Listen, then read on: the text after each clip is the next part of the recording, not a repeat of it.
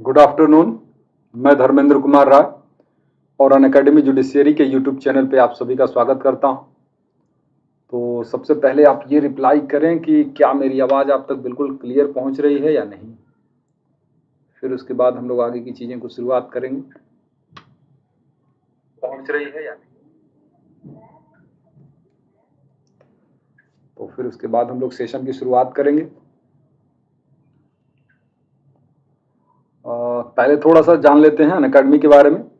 आप अपना रिप्लाई करते रहिए। अनअकैडमी के बारे में जान लेते हैं, क्योंकि ये अनअकैडमी का प्लेटफॉर्म है, ये यूट्यूब चैनल है अनअकैडमी जुडिशियरी के नाम से, तो थोड़ी सी ज़रूरत है कि अनअकैडमी के बारे में भी हम लोग जान लें। और आप जानते हैं कि अनअकैडमी जो है देश का सबसे बड़ा ऑनलाइन लर्निंग प्लेटफॉर्म है और यहाँ पर आपको वो सब कुछ कराया जाता है जो कि आपको ज़रूरत है। आगे बढ़ते हैं, थोड़ा सा अनअकैडमी के बारे में जान लेते हैं। देखिए, प्रिपरेशन करने वालों की संख्या बहुत है, उसकी गिनती नहीं की जा सकती, लेकिन जिनकी प्रिपरेशन अच्छी है या जो लोग सही दिशा में प्रिपरेशन कर रहे हैं, सही फॉर्मेट में प्रिपरेशन कर रहे हैं, ऐसे लोगों की संख्या बहुत गिनी चुनी है। और अनअकैडमी एक ऐसा प्लेटफॉर्म है जिसके माध्यम से जो आप प्रिपरेशन करते हैं उसमें प्रिपरेशन बहुत बेहतरीन तरीके से कराया जाता है, अनुभवी लोगों द्वारा कराया जाता है, योग्य लोगों द्वारा कराया जाता है, यानी सही गाइडेंस मिलती है। तो उस भीड़ में अपने आप को बिल्कुल अलग पाते हैं आप, जो भीड़ प्रिपरेशन कर रही है। तो और सही गाइडेंस नहीं मिलेगा तो फिर समस्या होगी इसके लिए। राज वर्मा नमस्ते, रोहित मिश्रा प्रणाम। अब बात करते हैं स्पेशल क्लासेस।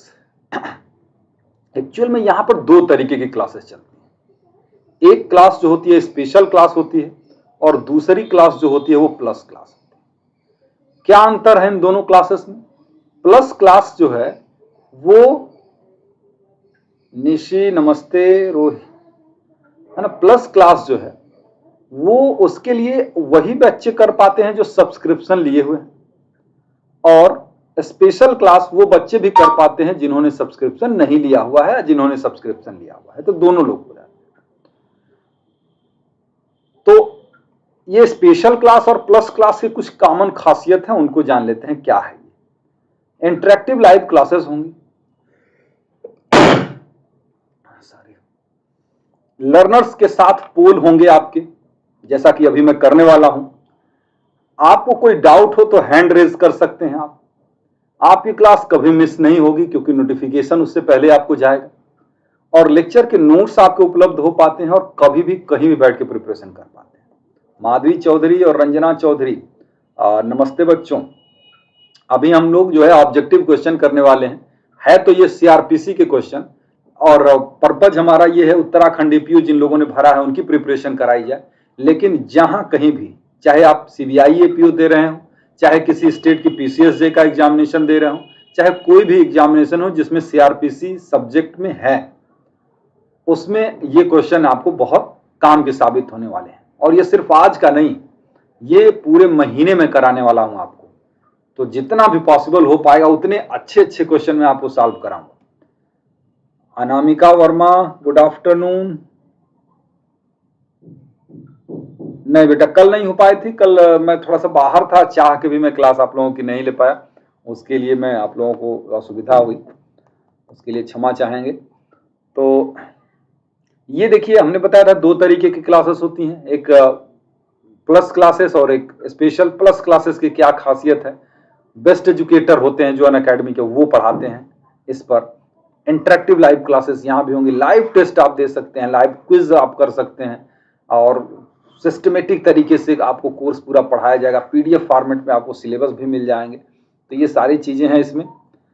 अब एक और चीज़ है जो कि मैं बता दे रहा हूँ आपको कि एब्सोल्यूट लव 1.0 ये नया बैच शुरू हुआ है 1 सितंबर से। एब्सोल्यूट लव 1.0 के नाम से इस कोर्स का नाम है, जो कि 1 सितंबर से शुरू हुआ है। 1 साल के लिए पूरा कोर्स होगा, सारे सब्जेक्ट आपको पढ़ा दिए जाएंगे इसमें। और ये कोर्स पढ़ाने वाले कौन है, ये बैच कौन चला रहा है? तो आनंद मिश्रा सर हैं, हर्ष बिहारी श्रीवास्तव सर हैं, और मैं हूँ। शायद आप लोगों ने इन लोगों का भी नाम सुना हो।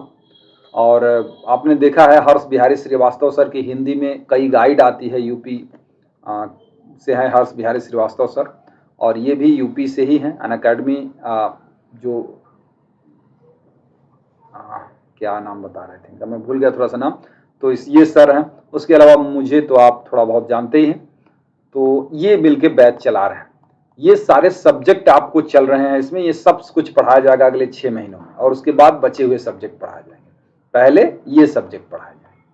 तो ये है लोकल लॉ भी है, यूपी का भी लोकल लॉ है, तो यूपी का लोकल लॉ मैं पढ़ाऊंगा, बाकी स्टेट की लोकल लॉ जो है वो आनंद मिश्रा सर पढ़ाएंगे। अनुराग यादव, आनंद मिश्रा, हाँ आनंद मिश्रा, अच्छा नाम बता रहे थे आप, ठीक है। अंकित गुड आफ्टरनून। हाँ यूके एपीओ ही हमारा टारगेट है यहाँ पर, लेकिन हम कह रहे हैं ना कि किसी भी एग्जाम के लिए जरूरी है। हर्ष बिहारी श्रीवास्तव सर हैं, आनंद मिश्रा सर हैं, ये मैं हूँ, और आप जान सकते हैं कि इनके बारे में क्या क्या चीज़ें हैं, कितने एक्सपीरियंस्ड है, कहाँ पढ़ाए हैं, सब चीज़ों की जानकारी आपको यहाँ पर मिल जाएगी। और बात करते हैं, ये थोड़ा सा स्पेशल ऑफर है, उसको देख लीजिए। फिलहाल है स्पेशल ऑफर, मतलब कुछ समय के लिए है।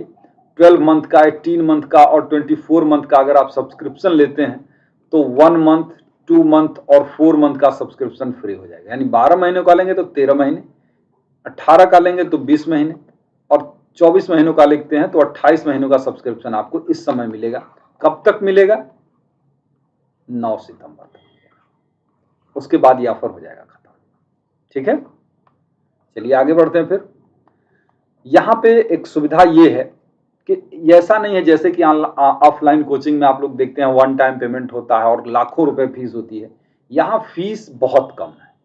आप 24 महीनों का सब्सक्रिप्शन आप सिर्फ 50,000 रुपए में ले सकते हैं। और यहाँ इतना ही नहीं, आप इंस्टॉलमेंट में भी फीस दे सकते हैं। जैसे आपको अगर 1900 रुपए लगभग पड़ेगा अगर 24 महीनों का सब्सक्रिप्शन लेके आप इंस्टॉलमेंट में फी पेमेंट करते हैं। तो इसी तरीके से ऑप्शन है कि आप 18 महीने, 12 महीने, 6 महीने, 3 महीने, 1 महीने, कितने का सब्सक्रिप्शन आप लेते हैं वो आप ले लीजिए।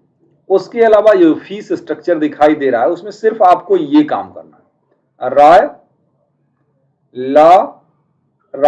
लाइव, ये रेफरल कोड है, RAILIVE, राय लाइव। अगर रेफरल कोड प्रयोग किया जाएगा, यहां देखिए मांग रहा है रेफरल कोड, तो अगर आप जब पेमेंट करने जाएंगे तो रेफरल कोड पूछेगा आपसे, और अगर वो रेफरल कोड है जैसे राय लाइव आप डालेंगे तो ये जो फीस स्ट्रक्चर दिख रहा है ना वो ऑटोमेटिक 10% डिस्काउंट हो जाएगा। 10% का डिस्काउंट हो जाएगा। जैसे आप 50,000 देख रहे हैं ना, तो उसमें से 5,000 डिस्काउंट तुरंत हो जाएगा सिर्फ इस रेफरल कोड को डालने से। और ये रेफरल कोड सिर्फ जुडिशियरी के प्लेटफॉर्म के लिए ही नहीं है, बल्कि अनअकैडमी के किसी भी कोर्स में, चाहे यूपीएससी, एसएससी, कोई भी कोर्स के लिए सब्सक्रिप्शन अगर आपको लेना है, किसी परिचित को लेना है, तो ये कोड आपको 10% डिस्काउंट करा ही देगा। अनअकैडमी जुडिशियरी का यूट्यूब चैनल है, ये टेलीग्राम चैनल है, आप इसे भी ज्वाइन कर सकते हैं। ये टेलीग्राम चैनल है अनअकैडमी यूए जुडिशियरी, अनअकैडमी जुडिशियरी धर्मेंद्र। तो ये जो है धर्मेंद्र, ठीक है, ये टेलीग्राम चैनल है और इसको आप ज्वाइन करके मुझसे जुड़ सकते हैं। और क्लास से संबंध में बहुत सारी चीजें हैं, लॉ से रिलेटेड चीजों के बारे में जानकारी आपको मिलती रहेगी इस प्लेटफॉर्म पर। तो चलिए अब हम लोग सेशन शुरू करते हैं। आंसर दीजिएगा। क्वेश्चन बहुत कठिन नहीं है, लेकिन ये है कि आप लोगों लायक हैं क्वेश्चन। तो ये है आपका पहला क्वेश्चन। पहला क्वेश्चन है, इसका जवाब आपको देना है, आपको कमेंट में ही जवाब देना है, यहाँ पोल तो होगा नहीं। और ये सारे क्वेश्चन जो आप देखेंगे यहाँ पे, ये सारे क्वेश्चन आपको किसी भी परीक्षा में होंगे। आज जो क्वेश्चन है, मैं देखिए आपको हर पार्ट्स मजबूत कराऊंगा। आज जो क्वेश्चन है ना वो सेक्शन बेस्ड क्वेश्चन है। कल मैं हो सकता है दूसरा पॉइंट उठा लूं, ठीक है। तो आप इसका जवाब दीजिए, आपका आंसर क्या होना चाहिए। Which one of the following deals with the conviction on plea of guilty. Plea of guilty को क्या कहते हैं हिंदी में?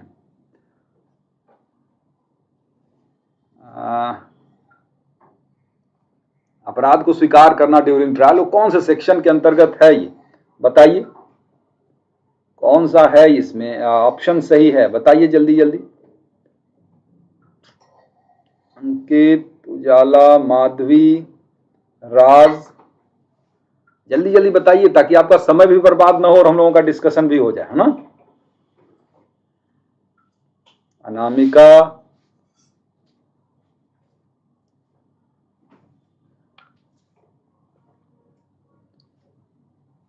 और लोग नहीं दे पा रहे हैं। अरे तुक्का तो मार ही सकते हो भाइयों, तुक्का तो आप मारना आपका मौलिक अधिकार है, आप तो उसका प्रयोग कर ही सकते हैं।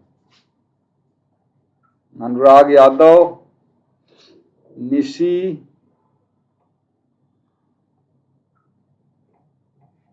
चलिए अब मैं बता दूं, अब मैं बता देता हूं, इतना समय सफिशिएंट है नहीं आप लोगों को बहुत ज्यादा। ये है 241, मैक्सिमम लोगों ने आपने देखा सही बताया 241 है। आप जानते ही हैं कि यहां जो है conviction on plea of guilty होता है, ये दोषी होने के अभिवाक पर, देखिए अभी हमको हिंदी याद आया है, दोषी होने के अभिवाक पर दोष सिद्धि 241 यानी वारंट ट्रायल जब होता है ना, तो उसमें यहां पे होता है। ठीक है, अगला क्वेश्चन ले लेते हैं। ये है आपका अगला क्वेश्चन,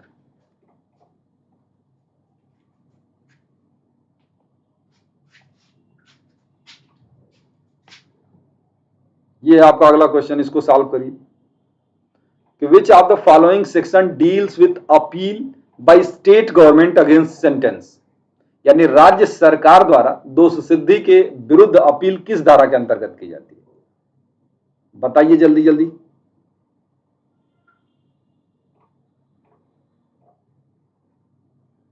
बताइए बताइए जल्दी।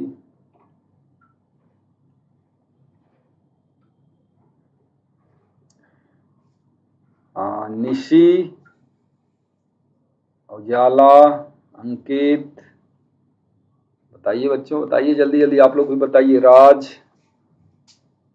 अनामिका, माधवी चौधरी।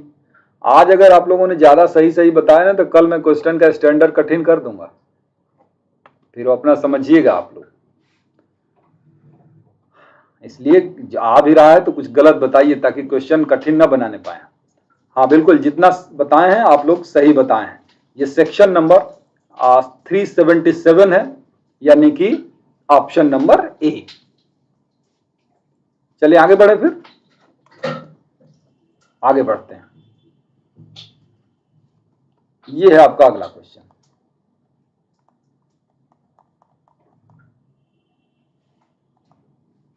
ये है आपका अगला क्वेश्चन, देखिए इसका जवाब दीजिए। दिखाई दे रहा है ना, थोड़ा सा समझ में आ जा रहा है।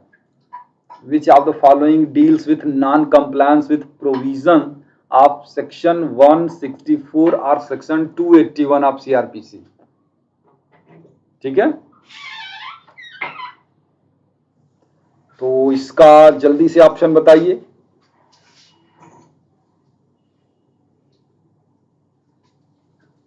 जल्दी जल्दी ऑप्शन बताइए।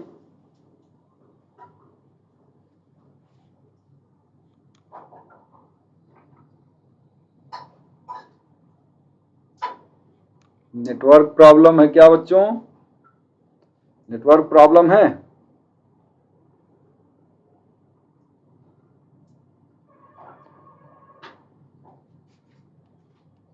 ऐसा क्या करिए ना बच्चों, क्या होता है कि कई जगह नेटवर्क का इश्यू बहुत रहता है तो वो लेट रिस्पांस कर पाते हैं, समझे ना। ए और बी ऑप्शन आप बताएंगे तो लेट रिस्पांस की वजह से हमको क्लियर नहीं हो पाता। तो इसलिए आप क्या करिए कि ऑप्शन के साथ साथ उसके शब्द, जैसे आप मान लीजिए ऑप्शन नंबर ए लगाते हैं तो ए और सेक्शन 467 है तो 467 भी लिख दिया, तो इससे क्या होगा ना कि हमको आइडिया लगती रहेगी कि ये आप कौन से वाले क्वेश्चन का आंसर दे रहे हैं। ठीक है, इसका आंसर आप नहीं दे पाए, देखिए बहुत ज्यादा लोग नहीं दिए हैं, शांति से बैठे हैं। मैं बता देता हूं इसका ऑप्शन, अंकित का ठीक है, निशी का भी ठीक है, अनामिका का भी ठीक है, अंकित का भी ठीक है। अंकित ठीक नहीं था क्या? राज का भी ठीक है, रंजना का भी ठीक है। हाँ तो ठीक है, बहुत तेज हैं आप लोग मुझे लगता है। ये है ऑप्शन नंबर डी, निशी। नहीं बेटा वो नहीं होगा आपका ना, हाँ ये है 463 है, 463 में है कि भाई अगर 164 का पालन नहीं हुआ है या 281 का पालन नहीं हुआ है जब स्टेटमेंट रिकॉर्ड किए जा रहे थे, तो उसके इफेक्ट की बात 463 में बात की गई। ठीक है, चलिए अगला क्वेश्चन ले लेते हैं झट से। ये है आपका अगला क्वेश्चन, जल्दी से पढ़िए और इसका जवाब जल्दी से दीजिए। The provision for the record of evidence in absence of accused is given इन। अब इसका आंसर बताइए। ये तो बता देंगे क्योंकि ये इंपॉर्टेंट ज्यादा है पिछले सेक्शन की अपेक्षा में। पिछला भी इंपॉर्टेंट था, उससे पिछला वाला थोड़ा कम important. The provision for the record of evidence in absence of accused is given, यानी इसमें कौन सा क्वेश्चन है कि अभियुक्त की अनुपस्थिति में भी साक्ष्य लिया जा सकता है? ये कहां बताया गया है? जल्दी जल्दी आंसर दीजिए। अनुराग, ठीक है, माधवी, अनामिका,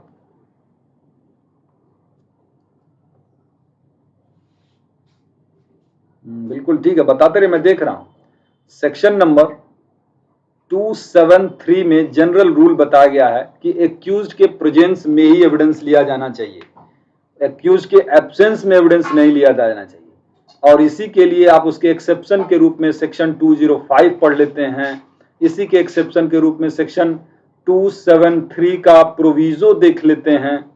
इसी तरीके से सेक्शन 299 देख लेते हैं और इसी तरीके से सेक्शन 317 देख लेते हैं। तो बहुत सारे इस रूल के एक्सेप्शन हैं, तो सही बता रहे हैं। ठीक है, तो सही बता रहे हैं। तो ये आपका जो इसमें से ऑप्शन था वो 299 था, तो बिल्कुल ऑप्शन नंबर सी आप लोगों का सही है।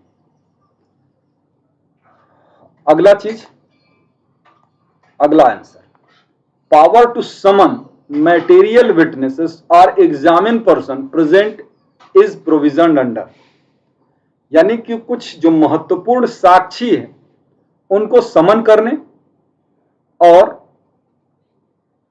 जो उपस्थित हैं उन लोगों का एग्जामिनेशन करने की पावर कोर्ट के पास किस सेक्शन के अंतर्गत है सीआरपीसी में। ये सेक्शन बेस्ड क्वेश्चन का सेट है। अगले दिन जब हम लोग मिलेंगे तो हो सकता है कि हम लोग कुछ दूसरा पॉइंट उठा लें, कभी केस डिसीजन पे रहेगा, कभी इलस्ट्रेशन बेस्ड रहेगा। अनुराग, ठीक है, एम दोस्त, फिर अनुराग सिंह, माधवी, अनुराग, राज वर्मा, अनुराग, अनामिका। अच्छा, अनुराग नाम के कई व्यक्ति हो गए हैं क्या? अनुराग सिंह है एक, ठीक है, अनुराग यादव भी हैं मुझे लगता है, निशी, ठीक है, सब लोगों का आंसर ठीक है भाई। तो ये है आपका सही आंसर। ये कोर्ट की पावर है कि कभी भी जो है ना कुछ विटनेसेस को वो बुला सकती है, उनका एग्जामिनेशन कर सकती है, और पहले से ही जो हाजिर है जबकि समन उनको विटनेस के रूप में नहीं किया गया था फिर भी एग्जामिनेशन कर सकती है। अनुराग सिंह, प्रयागराज। चलिए, प्रयागराज से हैं आप। चलिए अगला कर लेते हैं फिर क्वेश्चन, और ये है आपका अगला question. Which of the following deals with the trial before high court?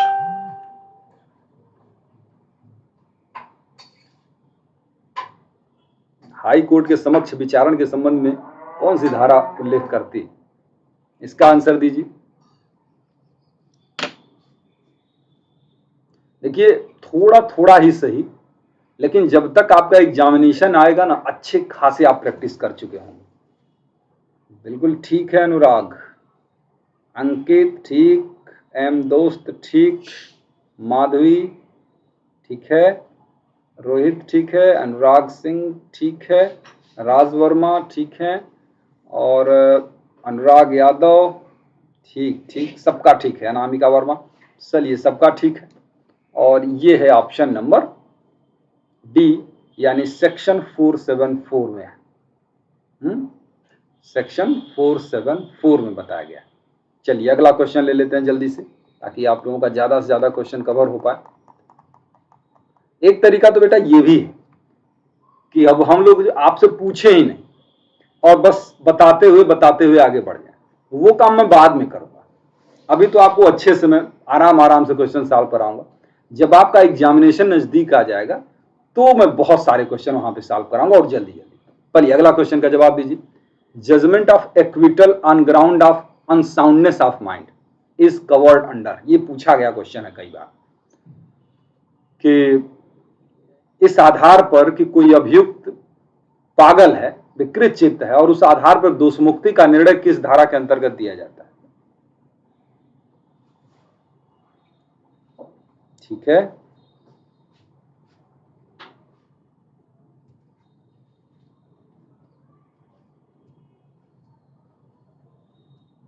ठीक।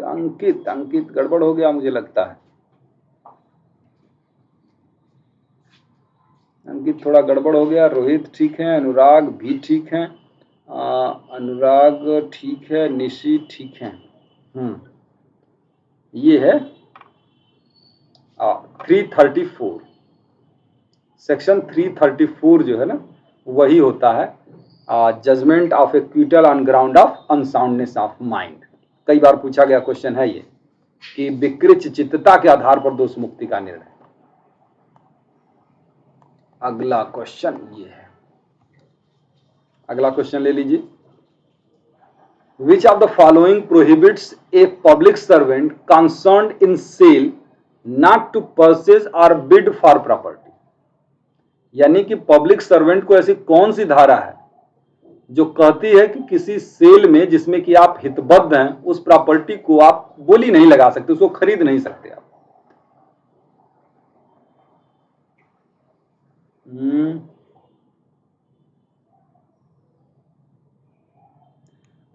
बता बेटा, अनअकैडमी पर एपीओ के पर्पज के लिए तो नहीं चला पाएंगे ना। अनअकैडमी पर मैं पढ़ा ही रहा हूँ, सीपीसी पढ़ा रहा हूँ और कॉन्स्टिट्यूशन पढ़ा रहा हूँ, लेकिन इस पर्पज के लिए नहीं पढ़ा पाऊंगा। ठीक है, मैक्सिमम लोगों का आंसर सही आ रहा है और अच्छा है कि फटाक आप आंसर दे रहे हैं, रिप्लाई तत्काल कर रहे हैं। हाँ बिल्कुल ठीक है, इसका सही जवाब जो है वो 481 है। 481 में आईपीसी में भी इस तरीके का कोई सेक्शन है क्या? आईपीसी में भी कोई सेक्शन है आप लोगों के नॉलेज में जिसमें कहता है कि कोई पब्लिक सर्वेंट जो है वो किसी प्रॉपर्टी को खरीद नहीं सकता?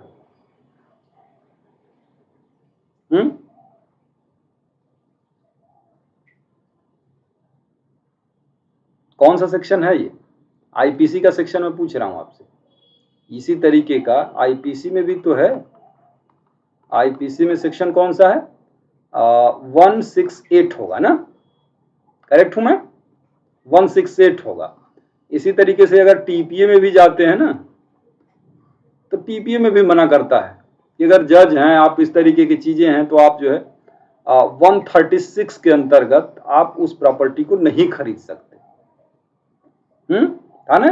तो इसी तरीके की, हाँ, हालांकि सीआरपीसी की अगर हम लोग बात करते हैं तो 481 सही है। चलिए आगे बढ़े, फिर अगला क्वेश्चन ले लीजिए फटाक से। ये है आपका अगला क्वेश्चन, इसका जवाब दीजिए जल्दी। Which of the following deals with a case in which judge or magistrate is personally interested? बताइए, यही चीज मैं बताने जा रहा था अभी थोड़ी देर पहले, तब से यही आ ही गया क्वेश्चन कि वो कौन सी धारा है सीआरपीसी जो कहती है कि कोई भी न्यायाधीश या मजिस्ट्रेट किसी मामले में अगर व्यक्तिगत रूप से हितबद्ध है तो वो उसका विचारण नहीं कर सकता। सेक्शन कौन सा है?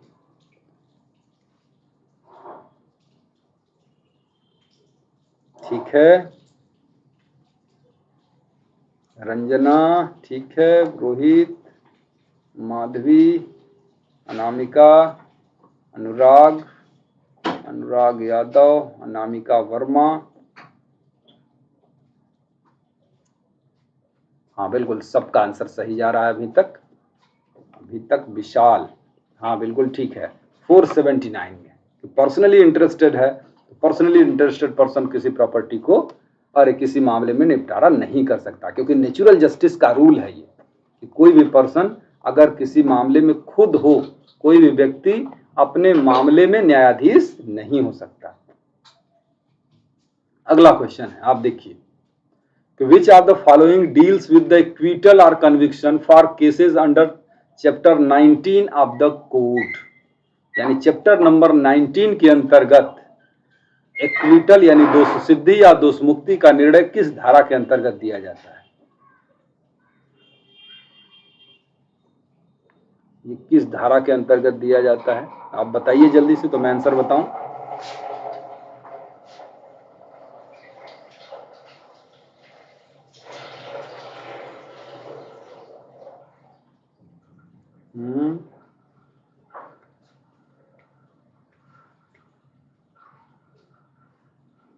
ठीक है, सबका सही जा रहा है, सबका सही है। अच्छा, ये चीज समझ में नहीं आ रही कि सब लोग सही जवाब दे रहे हैं, इक्का दुक्का गड़बड़ हो जा रहा है। तो इसका मतलब ये तो नहीं है कि जिनको पता है वो तो जवाब दे रहे हैं, जिनको नहीं पता है वो जवाब ही नहीं दे रहे। तो इसलिए पोल खुल ही नहीं पा रही है कि कितनी अच्छी तैयारी है। जिनको जवाब पता है वो बता दे रहा। हाँ बिल्कुल सही है बच्चों, यही है आपका चैप्टर नंबर 19 की बात करता है ना, तो चैप्टर नंबर 19 में 248 ही है। और अगर हम लोग पूछता चैप्टर नंबर 18 की बात पूछता तो ये सेक्शन हो जाता। और अच्छी चीज है कि आप लोगों ने बहुत सही बताया। तो ये चैप्टर नंबर 19 यानी 238 से 250 वाला मटेरियल इसमें आएगा। चैप्टर भी खूब पूछे गए हैं ऑब्जेक्टिव एग्जामिनेशन में आप लोगों के। चैप्टर भी खूब, इसी का नहीं, चाहे वो सेशन ट्रायल वाला पूछ दे, चाहे वो प्ली बार्गेनिंग पूछ दे, चाहे वो समरी ट्रायल पूछ दे। तो यहां से जो 18 से 24 18 से लेके 21A तक के हैं, वहां पे चैप्टर भी पूछे गए हैं खूब। अगला क्वेश्चन ये ले लीजिए, guideline for mutually satisfactory disposition is covered in. Guideline for mutually satisfactory disposition is covered in section 186B of CRPC, 241A of CRPC, 265C of CRPC, 266 of CRPC। मतलब पारस्परिक समाधान जो निकाला जाता है प्ली बार्गेनिंग के अंतर्गत, उसके लिए गाइडलाइन किस सेक्शन के अंतर्गत दी गई, वो क्वेश्चन पूछ रहा। और आपका आंसर जो है अभी तक बहुत लोगों के आंसर नहीं आए हैं। ठीक है, अब आने शुरू हो गए।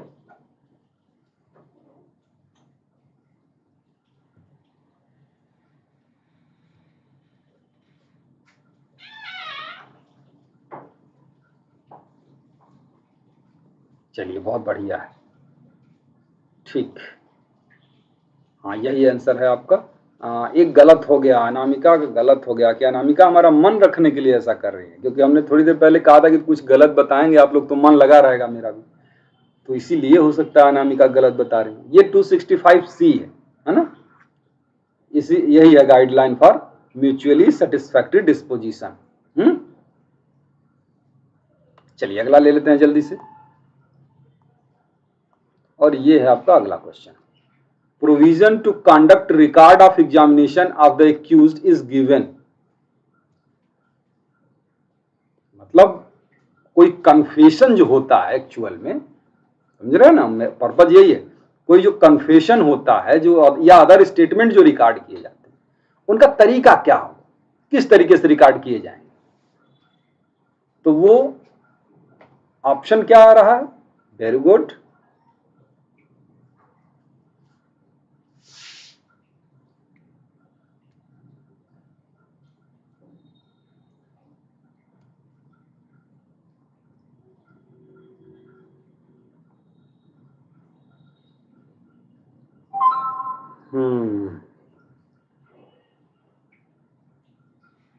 हाँ बहुत सही बहुत सही,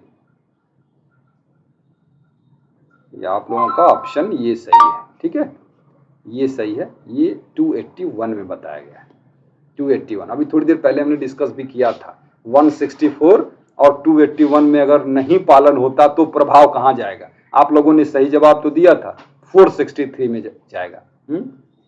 चलिए अगला कर लेते हैं।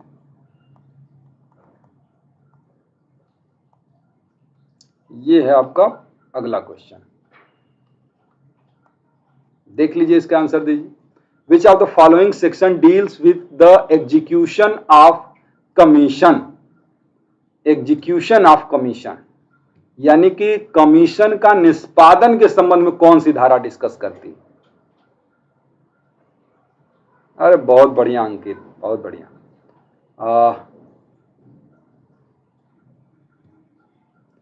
निशी, विशाल, रंजना, अनुराग, अंकित,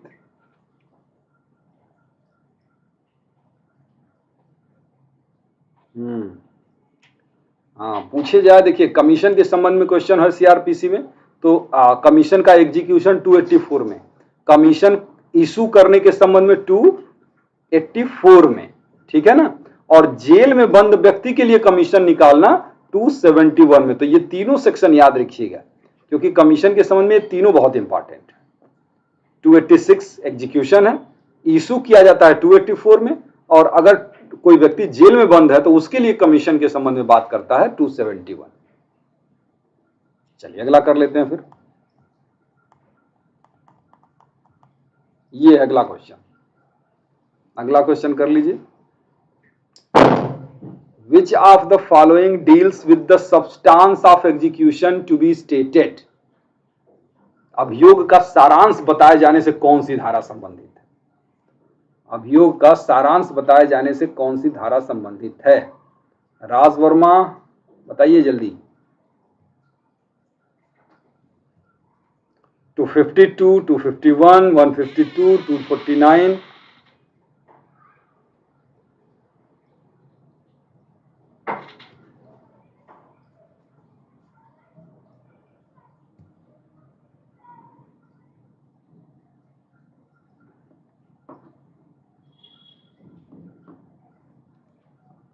ठीक, ठीक है, बिल्कुल ठीक है। ये है आपका बी ऑप्शन, 251 है। जब समन ट्रायल शुरू होता है ना, तो 251 से ही तो 259 तक तो चलता है। तो ये समन ट्रायल का पहला सेक्शन तो यही है, इसी से शुरुआत ही होती है कि जो है उसको एग्जीक्यूशन का सब्सटेंस बताया जाता है। ये है आपका अगला क्वेश्चन, ये आपका अगला question. Power of high court to withdraw और transfer revision cases is provision under.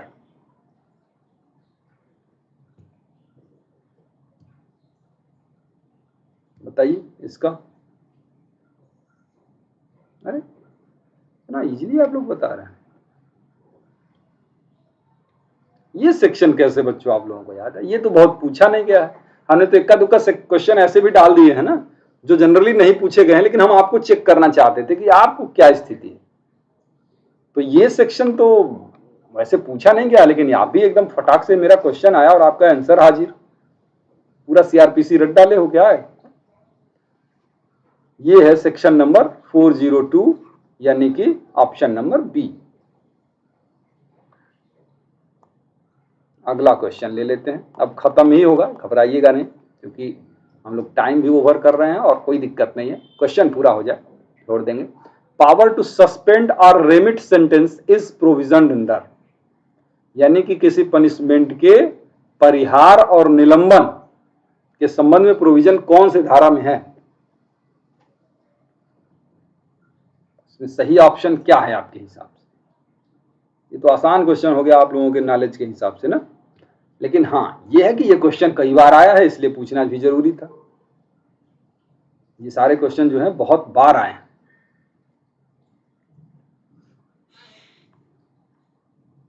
ठीक ठीक सही है ये, और ये है सेक्शन 432। बिल्कुल 432 में एक आध ठो गलत भी हो जा रहा है नहीं, और 432 में है, आप देख रहे हैं कि सस्पेंशन और रेमिशन पूछा जाए तो 432 बताएंगे, और अगर मान लीजिए कम्यूटेशन पूछ दिया जाए, कम्यूटेशन पूछ दिया जाए तो आप सेक्शन 433 बताइए, ठीक है, कम्यूटेशन उसमें होता है। हाँ चलिए आगे बढ़ते हैं फिर।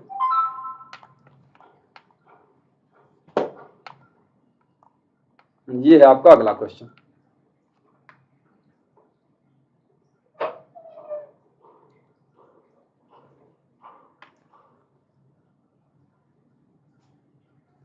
Provision to conduct record of examination of the accused is given in. ये तो पूछ चुके हैं क्या, रिपीटेड है। दिव्या, अनुराग, विशाल, हाँ मुझे लगा कि रिपीटेड हो गया, थोड़ा दूसरे टाइप का रहा होगा लेकिन था इसी टाइप का क्वेश्चन वो।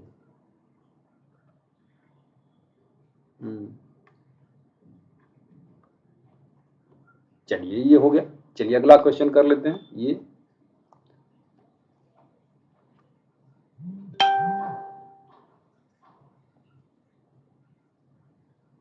हाँ, power to order sufficient bail when that first taken is insufficient is provision under.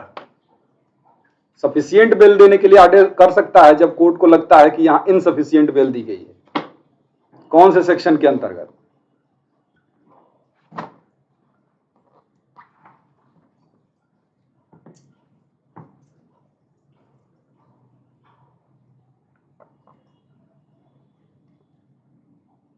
इसमें कौन सा सेक्शन है? ये है सेक्शन, बिल्कुल सही, बिल्कुल सही है।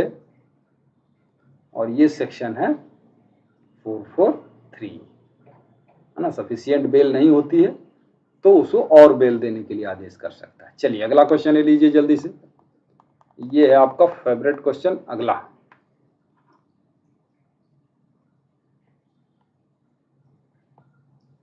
इस क्वेश्चन का जवाब दीजिए।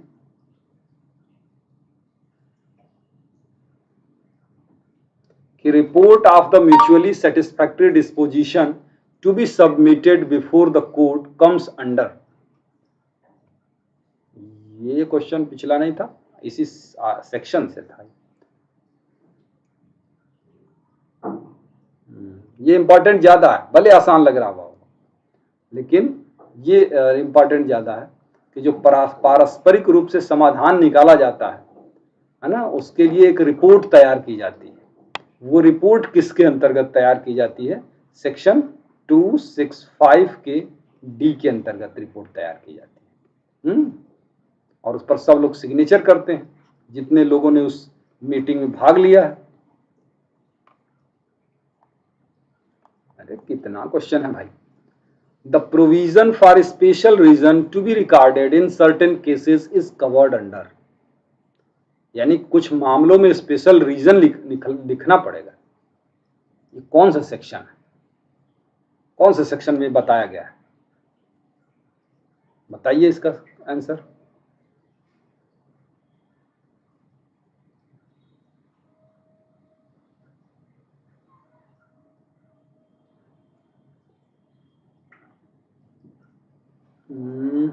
ठीक है,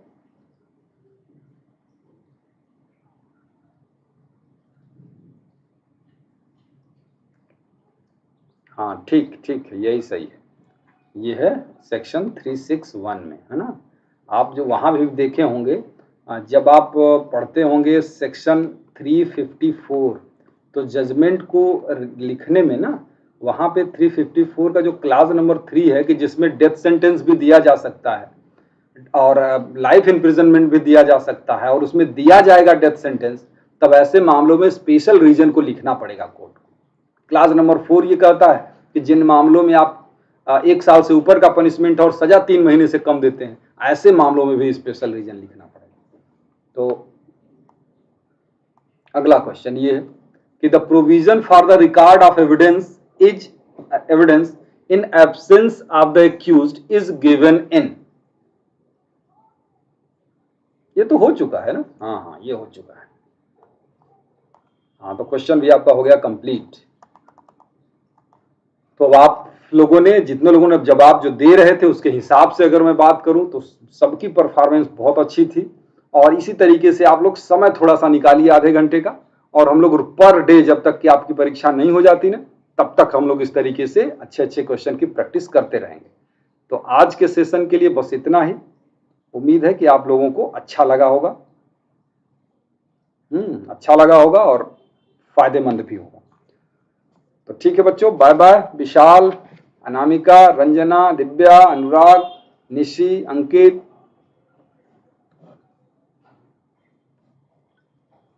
थैंक यू आप सबको।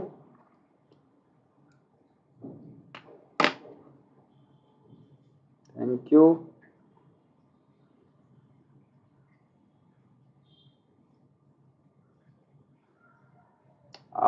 कभी कभी मार्जिनल हेडिंग हो सकता है कि चेंज रहे, समझे ना, लेकिन अंदर माल आपको यही मिलेगा। मार्जिनल हेडिंग समझते हैं ना, उसका जो ये क्या कहते हैं, थंबनेल हो सकता है वीडियो का कुछ और रहे कि हम कुछ और पढ़ाने वाले हैं। जैसे हो सकता है कल वाले में ये रहे कि अमेंडमेंट में पढ़ाने वाला हूं, लेकिन एक्चुअल में मैं प्रैक्टिस ही कराऊंगा। ठीक है, अमेंडमेंट में कभी और बता दूंगा। ठीक, चलिए ठीक है, सबको प्रणाम, बाय बाय, जाइए अपना आराम करिए, कल मिलते हैं फिर ठीक 2 बजे।